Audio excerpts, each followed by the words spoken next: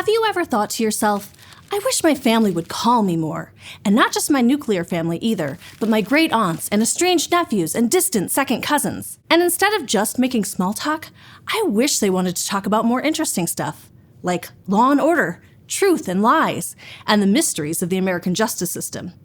Maybe they would even want my legal advice. Well, if you want to hear the deep, dark truths about your relatives' legal misdeeds, or if you just want an exciting, fulfilling career, I've got the job for you. It's full of legal briefs and courthouses and judges with fancy robes and people and power and good fights that need to be fought and weird phone calls. Lots of weird phone calls. Hi, I'm Kim Holst, and this is Study Hall, and here's how to become a lawyer.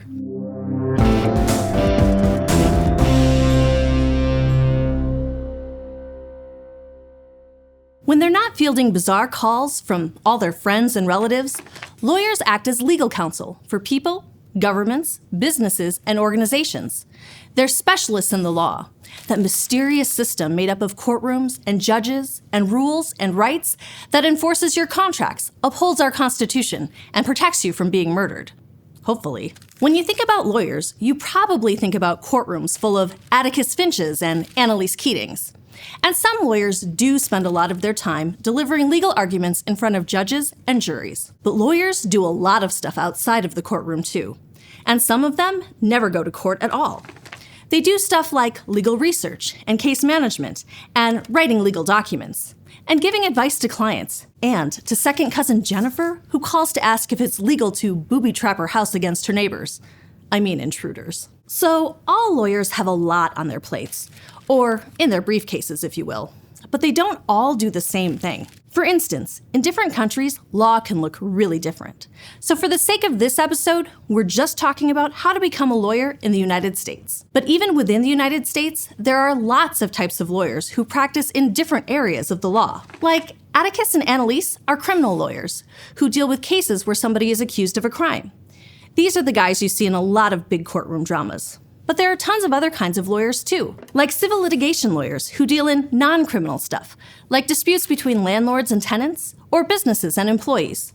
Or second cousin Jennifer, who's getting sued by her neighbor for dumping a paint can booby trap on his head. There are family and divorce lawyers, and finance and securities lawyers.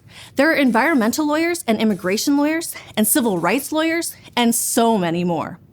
Whatever you're interested in, from dolphins to divorcees, there's probably a branch of law that covers it. And beyond just the field that you work in, there are distinctions based on who you work for. Like, private lawyers work in the private sector. They may work at law firms together with other lawyers, or as in-house counsel for a company, or directly for individual clients. And then there are public lawyers. These are people who either work in public service, litigating on behalf of the government, or in public interest, representing causes like the environment, or immigration issues, or individual people who can't afford their own representation. Who you work for decides a lot about what kind of work you'll do as a lawyer. And maybe, unfortunately, it also decides a lot about how much you'll get paid. In 2023, lawyers in the United States made an average of about $176,000 a year, with many first-year lawyers making more like $93,000. But that number can really be different depending on the type of law you practice. Like, around 2016, entry-level private defense lawyers made upwards of $118,000. But entry-level public lawyers, like prosecuting attorneys and public defenders, only made about $50,000. So as you think about becoming a lawyer, you've got some choices to make. But luckily, you don't have to make them before you start your training. Most lawyers all start out at the same place: law school. Law schools are professional schools that focus on the law. They're postgraduate institutions, which means they usually accept students who already have bachelor's degrees. But although you'll probably need a bachelor's degree, there are typically no prerequisite courses. So whatever your bachelor's is in, from politics to music, you can go to law school, as long as you do well on the LSAT. The LSAT, or the Law School Admission Test, is a national standardized test that's designed to help law schools figure out who to admit. Not every law school requires it, but it's common enough you'll probably want to take it. With a good score on the LSAT, a decent undergrad GPA, and possibly a very convincing pink-themed video submission, you'll have lots of choices about where to go to law school. And there are lots of choices. As you pick out your program, you'll have to think about a lot of factors, like the school's reputation, the cost of the program, and the location where you want to study and practice. The most important thing, though, is picking a law school that's accredited by the American Bar Association. The ABA is a nationwide organization of over 400,000 lawyers that's in charge of making sure law schools teach you what you need to know to become a practicing lawyer. Unaccredited law schools are not okayed by the ABA. So although they might still teach you a lot about the law, in many states, they won't count to let you practice law. So you should definitely research your school choice and make sure it's accredited. So there are lots of choices about where to go to law school. And even within law schools, there are lots of different programs you could follow, leading to different kinds of certificates and degrees. But if you want to become a lawyer, you'll want to join a Juris Doctor or JD program. For full-time law students, JD programs take about 3 years, and maybe longer if you're part-time. The first year is usually pretty highly structured. You'll take the same foundational classes as everyone else in your year, and stuff like legal writing for all your briefs and contracts, civil procedure for the fancy lingo you use in court, and torts for second cousin Jennifer and her paint can booby trap. In the next 2 years, you'll have more opportunities to explore and specialize. And you'll probably do clerkships and internships, where you assist practicing lawyers and judges to get involved with the kinds of law that interest you the most. Once you graduate with your JD, you'll technically be a lawyer already. You can start working in the legal field in jobs like consulting or legal research, or academic jobs like teaching. But when most people talk about lawyers, they mean people who practice law, who take on clients and go to court and negotiate settlements and agreements. And to do that, there's another step: getting admitted to the bar. Put away that fake ID, Caroline. The bar is a collection of a bunch of lawyers qualified to serve in a given jurisdiction or place where they're licensed to practice. And getting licensed to practice law in a certain jurisdiction means you get admitted to that bar. There are lots of jurisdictions and bars in the United States, but when you're becoming a lawyer, states have the most important ones. Because in order to practice law in any state jurisdiction, you have to be licensed in that state and admitted to the state bar. Like medical boards for doctors and education departments for teachers, state jurisdictions have a board of law examiners that's in charge of saying, this person is qualified to practice law and take on all the responsibilities that entails.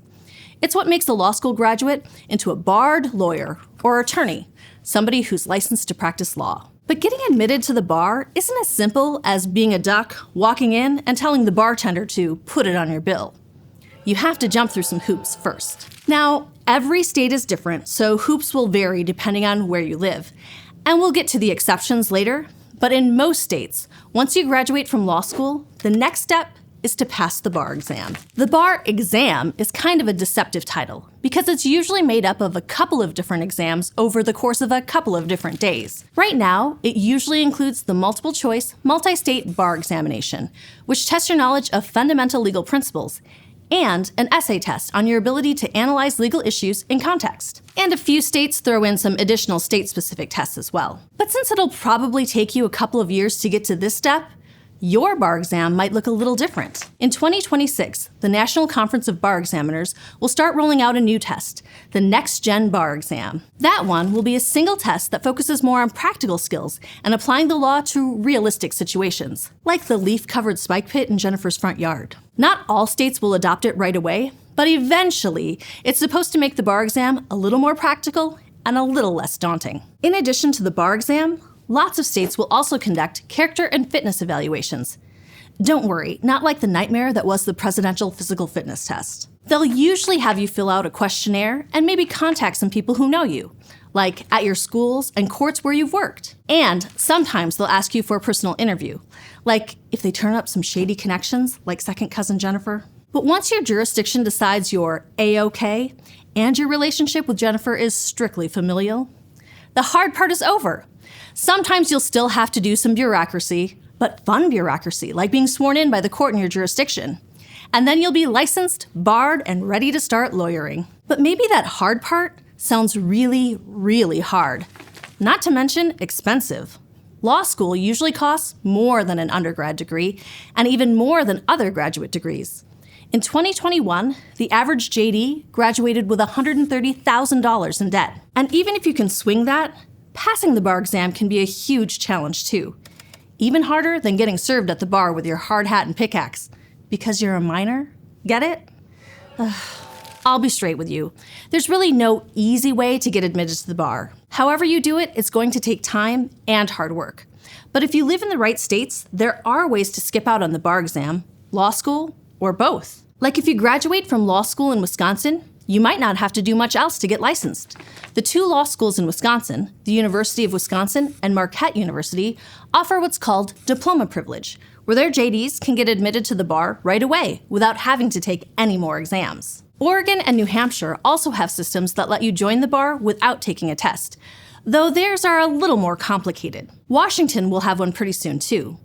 They usually involve working with practicing lawyers and creating a portfolio of your work to prove you know what you're doing. So if you go to law school in one of those states, you can do some research to see if one of those alternative paths might work for you. Or if the bar exam sounds okay, but the crushing debt of law school doesn't, Virginia, Vermont, Washington, and California allow people to become barred attorneys without going to law school. California even lets you do it without a bachelor's degree. They do it through apprenticeship programs, sometimes also called law office study or reading the law. Instead of going to law school, you learn from a mentor lawyer or judge by working as a legal apprentice or law reader. You'll assist your mentor with their legal work while they assist you with your education. They'll give you on-the-job training that can help build a lot of the same skills as law school does. And depending on your situation, you might even get paid for your work. After 3 or 4 years, you'll be eligible to take the bar exam in your state, right along with the law school graduates. Or sometimes you'll have to take the baby bar first, like our good friend Kim Kardashian. But once you pass the bar, you'll be able to get licensed. You'll have years of work experience already under your belt, tons of practical skills and local expertise, and way less debt. Or maybe none at all. And that's not just a good thing for you. It's a good thing for law in general. Lowering the cost of becoming a lawyer means that lots more people can become lawyers, especially people from underrepresented groups. Legal apprenticeships make room for people of color, people with disabilities, people with fewer financial means to become lawyers. And skipping out on all of that debt gives practicing lawyers more room to offer affordable rates and pro bono services to people who need them. So apprenticeships might sound like the perfect solution, and lots of people think they have an important place in the future of legal education. But don't put all your eggs in one briefcase. Legal apprenticeships are cool, but they come with some serious drawbacks. First of all, they're extremely rare. As of 2024, only the 4 states we mentioned allow them to replace all of law school. Maine and New York also allow you to replace some law school with an apprenticeship after you attend the first 1 or 2 years. And West Virginia allows people who graduated from unaccredited law schools to become eligible for the bar through apprenticeships. But that's still only 7 states where apprenticeships are allowed at all. And even in the states where they're allowed, they're not very common. In July of 2022, over 7,500 people took the California bar exam, and less than a dozen of them came from apprenticeships. Second, even though apprenticeships can give you a similar education to law school, they don't always. Unfortunately, legal apprentices are way less likely to pass the bar exam than law school graduates. In 2022, about 64% of ABA-approved law school grads passed their state's bar exam, compared to only 38% of apprentices. That huge discrepancy raises big questions about whether legal apprenticeships actually work as substitutes for law school, and clients and employers are asking those questions too. Trading in law school for an apprenticeship means you won't graduate with a JD, like most lawyers do. It also means you give up the name recognition and networking opportunities that law schools can offer you. When potential clients ask you where you went to law school, you won't have an answer, and that can limit your clientele and damage your professional reputation. It also really limits the places you can practice. Like we said before, the vast majority of states require lawyers to have a JD. So if you wanted to practice in a different state, you would have to not only pass that state's exam, but go through an entire law school program to get admitted to the bar. In general, in 2024, law school is a surefire way to start a career as a lawyer. And those stats about the bar exam are pretty dire, so you should definitely keep that in mind. But even though all the kinks aren't worked out yet, alternatives to law school are a good thing, and you might still decide an apprenticeship is the right path for you. Regardless of how you get there, once you're admitted to your state's bar, you're all set to start practicing as an attorney, and there are lots of things you can do to help you land your first job. Thanks to your law school clerkships or your apprenticeship, you'll probably already have some connections in the field. And those connections can be super helpful as you start looking for other work. Lots of law firms and agencies like to hire through referrals, so knowing someone who works there can be a huge asset. If you don't have those connections already, you could try attending legal conferences to meet other lawyers. If you need a conversation starter, you can always ask them about their relatives' best booby traps. You could also look into your law school's career services and alumni network, or even reach out directly to lawyers you'd like to work with to get your foot in the door. You might also think about spending a year or two as a clerk or legal assistant, which is a great way to let employers see who you are and what you can do. And then, when a higher level position opens up, you could be their first choice to fill it. So if you want to be an expert in the law, or you just really want to get the legal dirt on all your relatives, being a lawyer could be a really engaging, rewarding career. But if you're not totally sold, you could test it out first by working in other legal positions. Like, even if you're just out of high school, you might be able to get a front office job at a law firm, answering phones and listening to all the hot lawyer gossip that goes on behind your desk. Or, with an associate's or bachelor's degree, you could work as a paralegal or legal assistant, where you can help out lawyers and get a peek into their careers without the years and years of preparation. And then, if you like it, you'll already have some connections in the field. You can start your lawyer journey anytime. There's no right or wrong way to become a lawyer. Everybody's path is different. But with the right training, you'll be able to navigate those mysteries of law and order and justice, and save Jennifer's neighbors from all her booby traps. If you want to learn more about undergrad major options, check out our Fast Guide series where we dive into popular college majors, and check out gostudyhall.com for more resources. If you want to help us out, give this video a like, comment your favorite TV lawyer, and smash that subscribe button. Thanks for watching. See you next time.